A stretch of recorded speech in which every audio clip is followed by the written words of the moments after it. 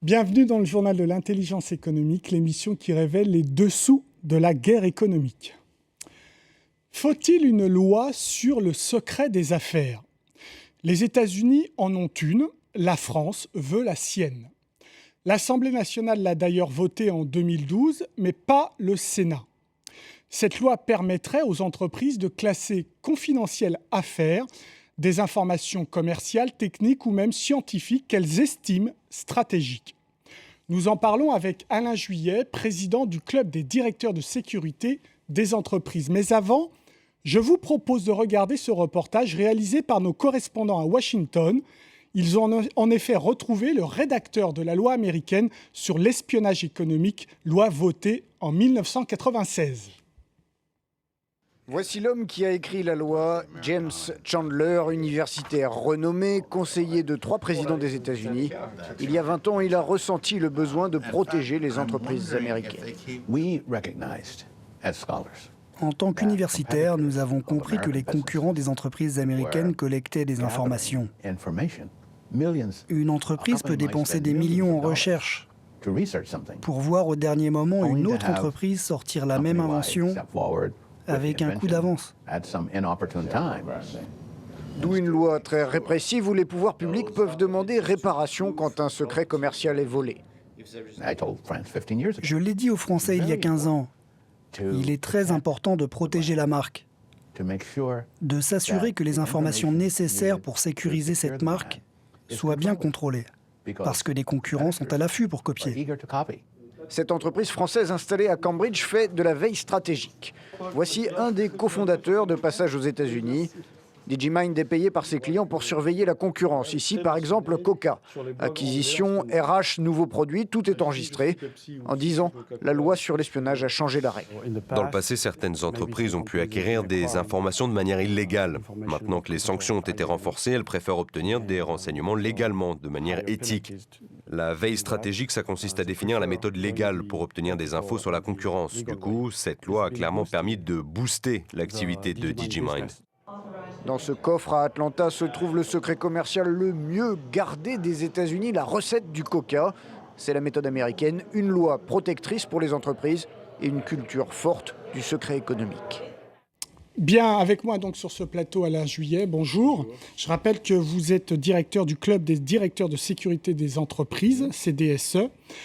Vous avez vu ce reportage.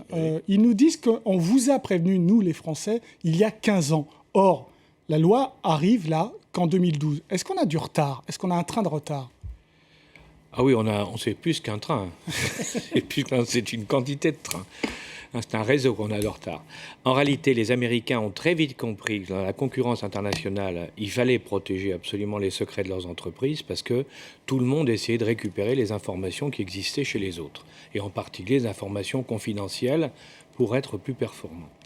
Et nous, pour des raisons, je dirais, très françaises, parce qu'on ne voulait pas prendre ça au sérieux, on pensait que nos lois étaient largement suffisantes, on a refusé de s'y intéresser. Pendant des années, il y a une espèce de déni d'une réalité. Et il n'y a que depuis 4-5 ans, à partir du moment où on a commencé à voir effectivement des cas précis de dérapage, c'est-à-dire d'espionnage, qui avaient été pratiqués, et quand on a vu aussi la faiblesse de la justice française lorsqu'il s'agissait de sanctionner par insuffisance de texte, c'est pas parce qu'elle ne voulait pas, c'est par insuffisance de texte, alors on a à ce moment-là décidé qu'il fallait s'intéresser au problème du secret des affaires. Alain Juillet, est-ce que ça a servi aux États-Unis, cette loi qui a été votée en 1996 ? Ah, mais ça sert considérablement, considérablement. Elle a été, si vous voulez, dans les premières années, comme toujours d'ailleurs, il a fallu un apprentissage, parce qu'aux États-Unis, comme ailleurs, les gens, au début, continuaient à faire n'importe quoi. Et puis, il y a eu des sanctions qui sont tombées extrêmement dures, très lourdes, avec des peines de prison longues, avec des amendes considérables. Et à ce moment-là, tout le monde s'est rendu compte qu'effectivement, ça marchait. Nous, en France, on s'est intéressé au secret des affaires. Moi, à l'époque, quand je m'occupais de ça, on s'y est intéressé en 2005. De 2005 à 2008, on a travaillé sur ce dossier pour trouver comment on pouvait faire avancer les choses.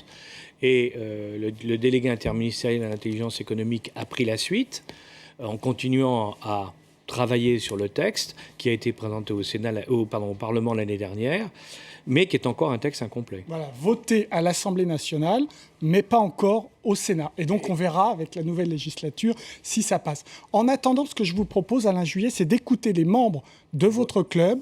On leur a demandé de réagir à cette loi-là. Volontiers. C'est une loi que les professionnels de la sûreté attendaient depuis longtemps, non seulement les juristes, mais surtout les opérationnels, puisque si elle satisfait les juristes en définissant une nouvelle incrimination, elle satisfait surtout les opérationnels qui voient là un outil, un kit, qui permettra de sensibiliser et de faire connaître mieux encore les menaces qui pèsent sur la sûreté des entreprises. Dans notre monde économique aujourd'hui, dans ce monde qui est un monde concurrentiel, les entreprises françaises en général sont très naïves. On a toujours l'impression en France que nous n'avons pas de secret, que nous n'avons rien à protéger et que nous n'intéressons personne. Malheureusement, lorsque l'on est confronté à un problème qui est un problème d'intrusion, d'espionnage, etc., nous sommes face à un véritable vide qui est un vide juridique. La loi fixe les critères donnant à cette information la possibilité d'être qualifiée de secret des affaires ou de secret entreprise. Et c'est parce que c'est l'entreprise qui va donner cette qualification. Et la loi est extrêmement précise à ce niveau-là. Il faut qu'il s'agisse d'informations techniques, commerciales, financières, stratégiques, dont la divulgation peut avoir des conséquences graves pour l'entreprise dans ces mêmes domaines. Alain Juillet, c'est là peut-être où c'est sans doute pas très clair. Laisser à l'entreprise le choix de classer elle-même ses informations.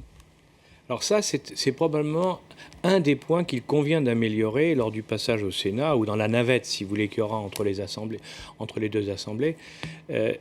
Aujourd'hui, il y a un vide, c'est-à-dire que la définition même, dans le texte de loi, la définition même de ce que c'est que le secret des affaires, donc ce qu'il faut protéger, est quand même resté un peu flou. On s'en aperçoit à la réflexion, si vous voulez.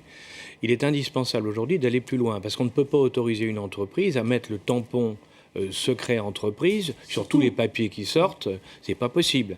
Donc il faut qu'il y ait un effort de définition externe, c'est par la loi, et interne au niveau de l'entreprise pour définir ce qui est véritablement le cœur de l'entreprise qu'il faut protéger. Ce qui est même pas 10% du total, c'est peut-être 5%, c'est presque rien, mais c'est essentiel.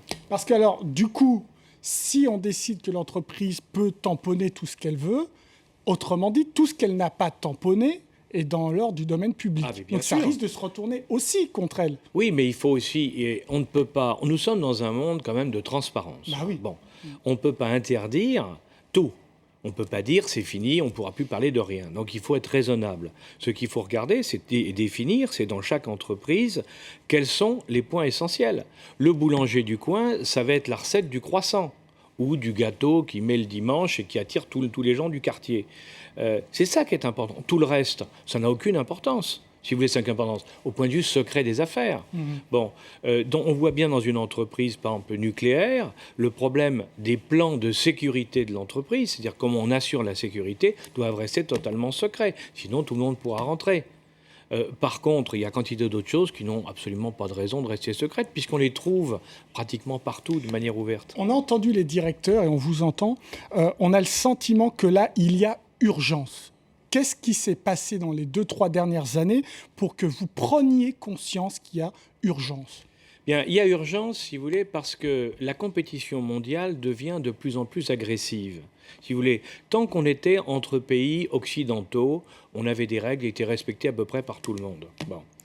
Depuis qu'il y a l'émergence d'un certain nombre d'autres pays et donc d'un certain nombre d'autres entreprises qui n'appliquent pas forcément les mêmes règles, bon, on se trouve devant une compétition qui a changé de forme et changé de règles du jeu.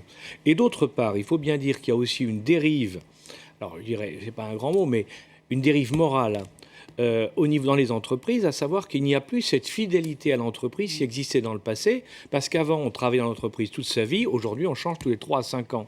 Alors les gens disent après tout, si je vends un secret d'entreprise, ça me rapporte un peu d'argent, pourquoi pas ? Et donc il faut absolument qu'on prenne des mesures très strictes et qu'on amène à ce que tout le monde en prenne conscience dans l'entreprise. Le vrai problème, c'est que chaque fois qu'il y a une fuite depuis l'entreprise d'information, c'est toute l'entreprise qui est pénalisée. Donc il faut que tout le personnel comprenne que c'est un problème majeur. Et au-delà de l'entreprise, il faut que l'État comprenne aussi que c'est un problème majeur. Alain Juillet, est-ce que vous pensez que cette question est une question clivante droite-gauche ? Non, absolument pas. Absolument pas, parce que quand une entreprise se fait espionner et voler des informations secrètes, ça touche tout le monde, qu'il soit de droite ou de gauche, et les conséquences sont les mêmes de chaque côté. Alors certains, peut-être, pourraient dire que sur le plan du traitement pénal de ce genre d'affaires, peut-être que certains vous diront oui, la gauche serait plus libérale ou plus laxiste selon les points de vue. D'autres vous diront la droite sera plus dure.